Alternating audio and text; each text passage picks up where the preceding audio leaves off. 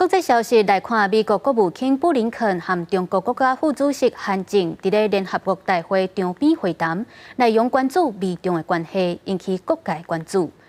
美国白宫的国安会就表示，各项议题沟通拢算真顺利，不过伫军事议题方面也该拍拼。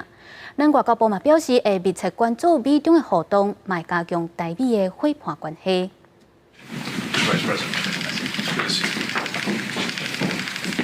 美国国务卿布林肯甲中国国家副主席韩正伫纽约联合国大会进行场边会面。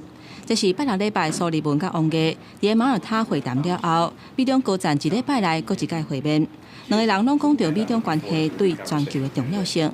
我记得当时我向国务卿先生介绍了中国的经济社会发展。Face-to-face diplomacy is the best way to deal with areas where we disagree, and also the best way to explore areas of potential cooperation between us.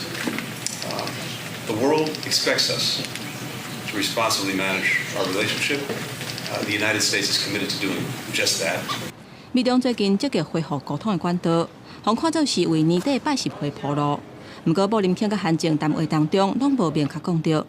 美国白宫国安会表示，美中各项议题沟通拢真顺，即马敢若剩军事管道还咧拍拼。Miscalculation could lead to decisions that neither one of us want to see happen. Nobody's looking for conflict here, so we want to see those military lines opened up. 是我们也一直很密切的关注包括美中高层互动的情况。那在台美之间呢，我们也一直有很好的互信。外交部表示，会持续关注美中高层会面的议题，嘛会持续强化台美之间的同化关系。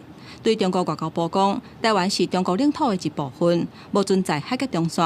外交部提出反驳，强调中华民国台湾是主权独立的国家，甲中华人民共和国互不隶属。记者综合报道。